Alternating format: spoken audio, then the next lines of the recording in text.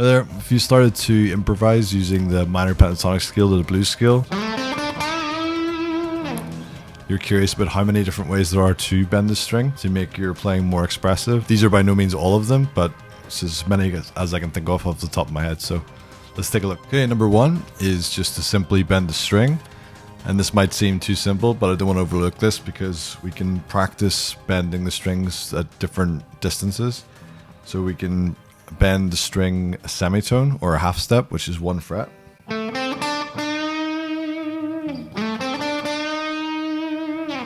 Or 2 frets or a tone.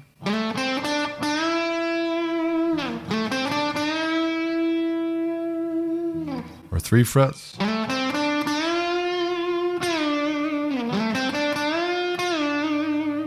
Possibly 2.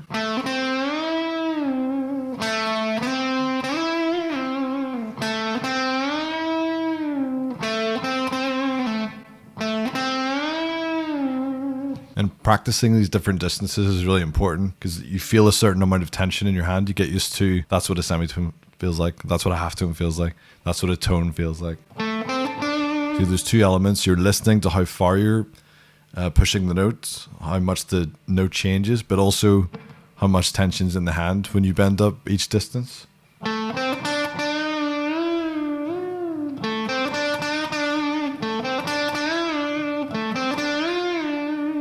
It's a good practice to go between them to see if you can go back and forth.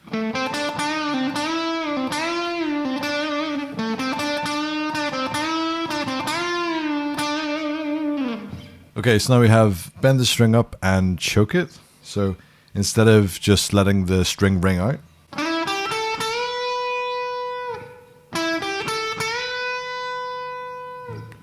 we can stop the note by either letting go of the left hand or muting it with the right hand.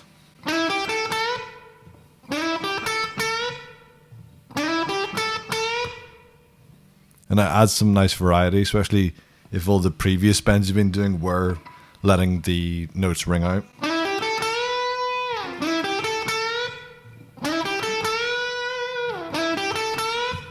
Okay, the next one is one of the more subtle bends. So this is called a quarter tone bend. So even if we're going to bend 1 fret, that's still a half, still a semitone, still a half step. But we can actually bend a lower amount than that. So one of the notes in between the frets. So this is the type of bends that would be used in blues music quite a lot.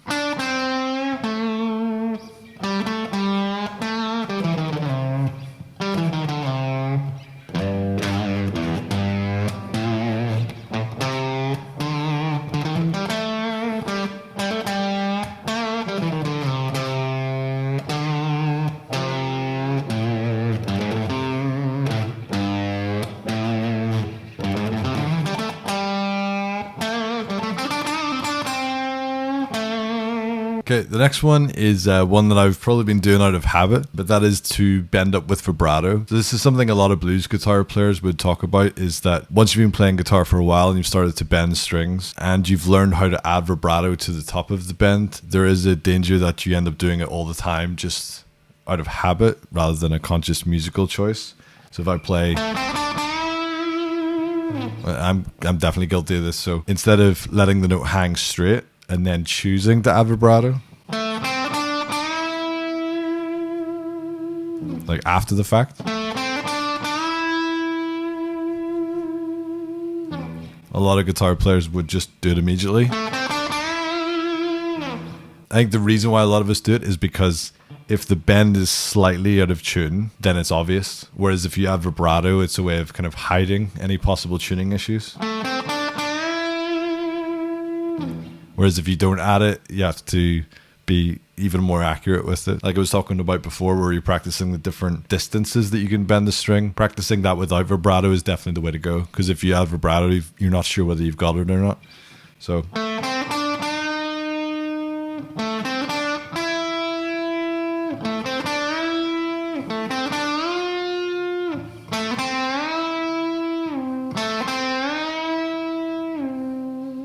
And then once you're happy with it, you could add vibrato to it.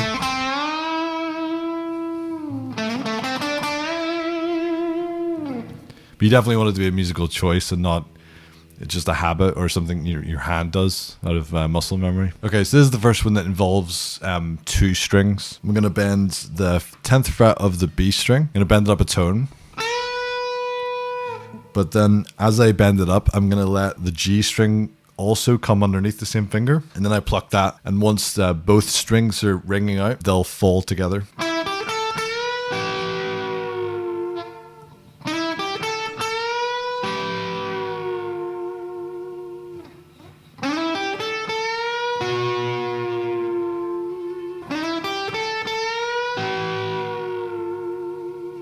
Okay, next one is to bend up and repeat.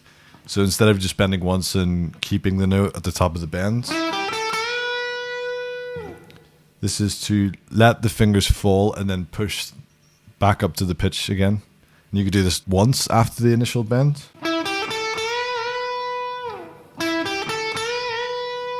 Or as many times as you wanted before the sound disappeared.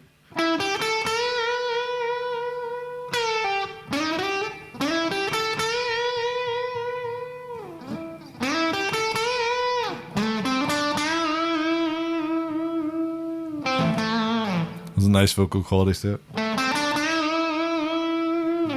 Okay, next one is to play a bend with a rake. So here is it without it. And then with the rake. So in order to get that, I've got my ring finger on the pitch that I actually want to bend. I've got my middle finger behind it for sort of strength and control of the bend. My index finger is gently resting on the adjacent string, which is G. That's sort of like the pad of my finger is muting the G. The tip of my finger is muting then the D. The high E is being muted by the underside of my ring finger. And then my thumb would come over the top to mute the lowest strings. That might seem difficult at first. It becomes easier. The more you bend the string up itself, the easier it is for the thumb to curl around and mute those 2 lower notes. The only note that's available is the note you actually want to bend, especially when you've got lots of distortion. I'm only using a crunch sound for this. Once all the muting's in place, we can just strum, essentially.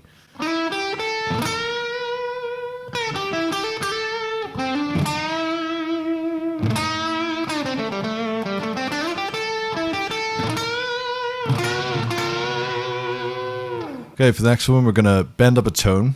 So again, I'm going to start on the 10th fret of the B string. I'm going to bend up to the B on the 12th fret. Then I'm going to let the bend come back down. I'm going to pull off to the 8th fret, and then I'm going to bend back up again.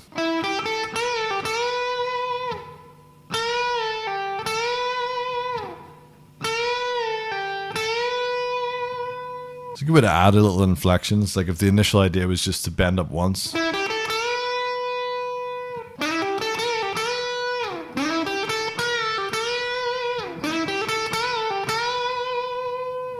Okay, this next one is really going to test your ability to do the first one we were doing. We were testing how well we could go between the different distances of bends. So in this case, we're going to bend up a tone, 2 frets, let the bend come down, and then bend up 3 frets.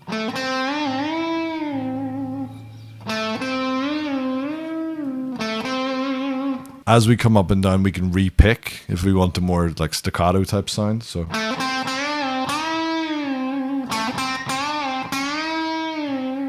But if you want it to be smoother, then just try to pluck the initial bend and then see if you can get the sound to carry on without.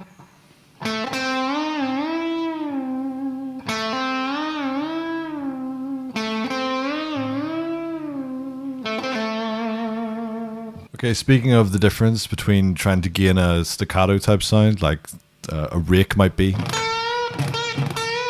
One way to make it even smoother is to not pick the bend at all. So you could pick the first note and then hammer into the note you want to bend and then hammer without repicking. Instead of this, I'm just going to pluck the initial note, then hammer onto the 5th fret and then bend without repicking it.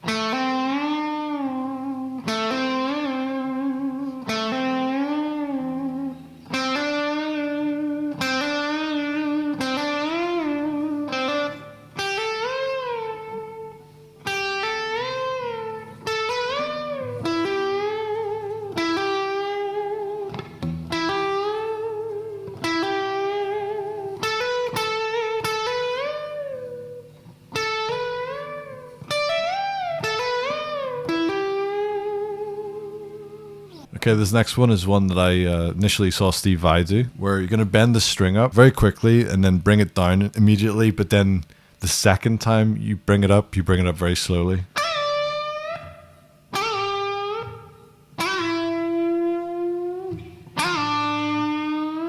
It's almost like a motorcycle changing gears. You know.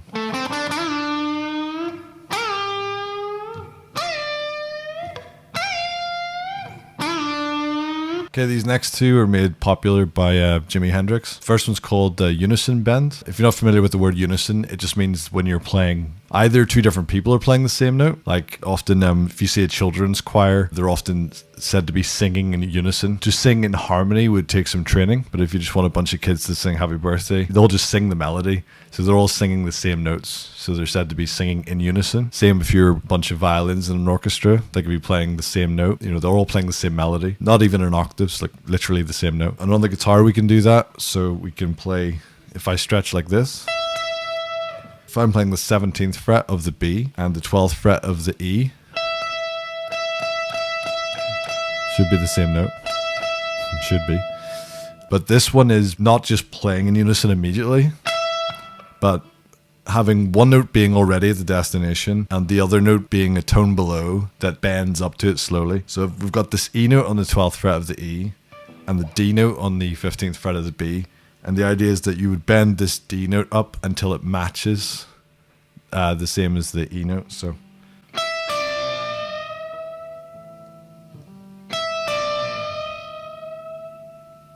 obviously you don't have to do it slow like that. You could make the bend quick.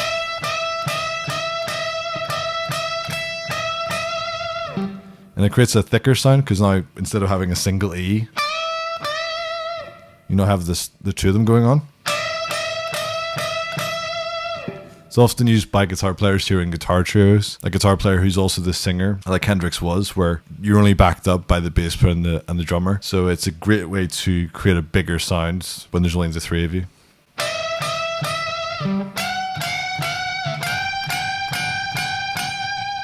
And then the variation on this, instead of holding the unison bend like this, you keep just letting the bend fall and repicking it.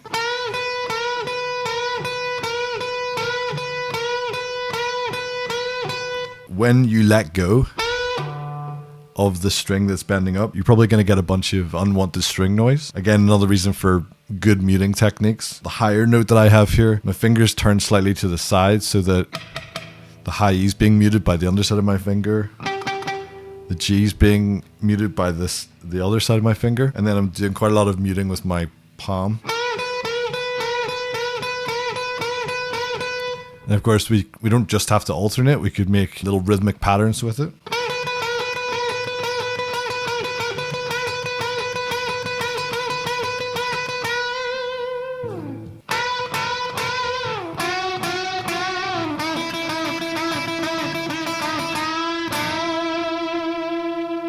The next few are bends that are used quite widely in country music. They're trying to replicate the sound of a lap steel.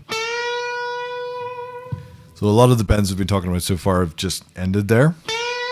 We're going to add an extra finger. By the time I reach the top, I'm on the B note. But I'm going to add my little finger on the 10th fret of the high E string. And that's going to create the interval of a third. So these two notes together.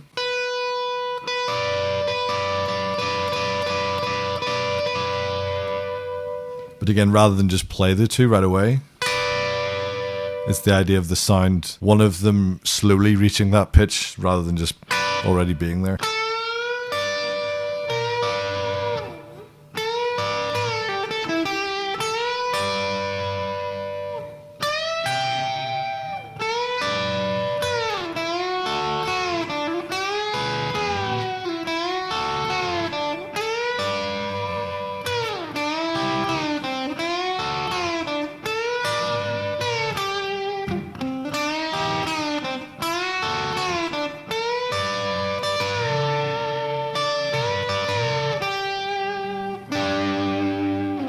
Okay, a variation on that takes quite a bit of finger strength initially. You do the first one that we just did. But now, as well as hitting the D note, you're also going to try to hit that C note. So if you played it individually, it would sound like that. But trying to do it whilst the bend is held, it takes a bit of practice. Because what normally happens, or what happened when I started to do it, was that as I was trying to fit these two notes in, is that the bend would go up or down and I would lose the pitch. So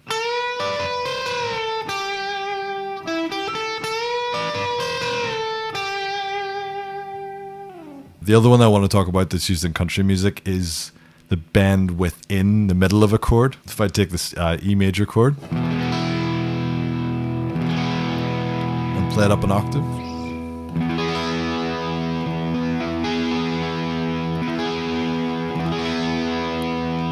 So the idea here is that's the third of the chord. So that's what's making it major or happy sounding. Everything about the chord is going to remain the same, apart from, instead of being on the 13th fret right away, I'm going to be on the 11th fret and I'm going to try to bend my index finger up to the pitch of 13.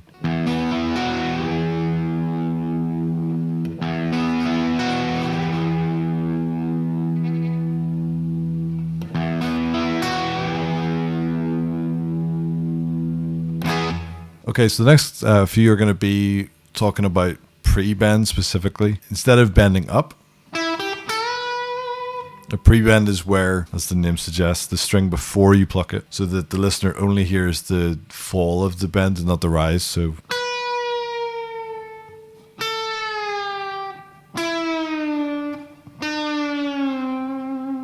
you're only hearing that part. So one popular bend, apart from just the sound itself,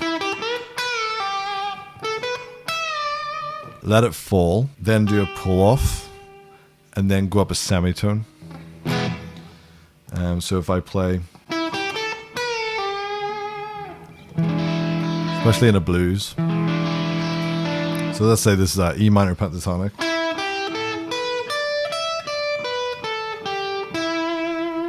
So I'm bending up to the fifth,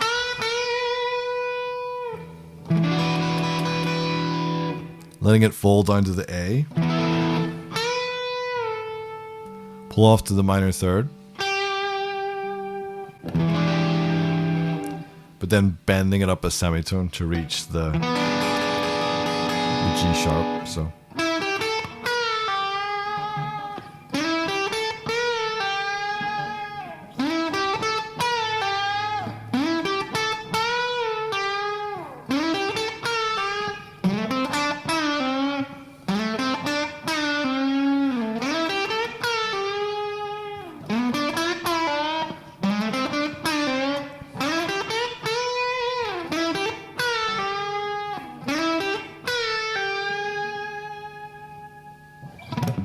the other one is where you do several pre-bends, one after the other, almost like a whimpering dog.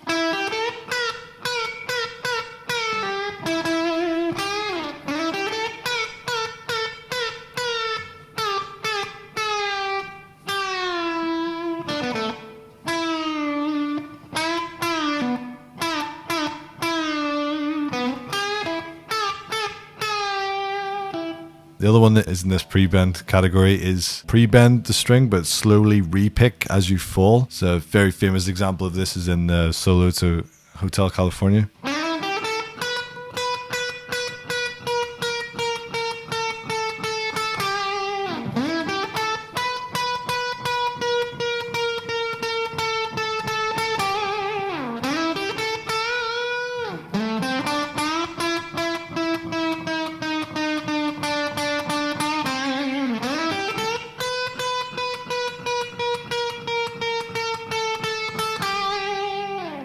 Alright, that's us. That's all the ones I can think of. So hope that helps. Hope you got something from that. Thanks for watching. I'll see you next time.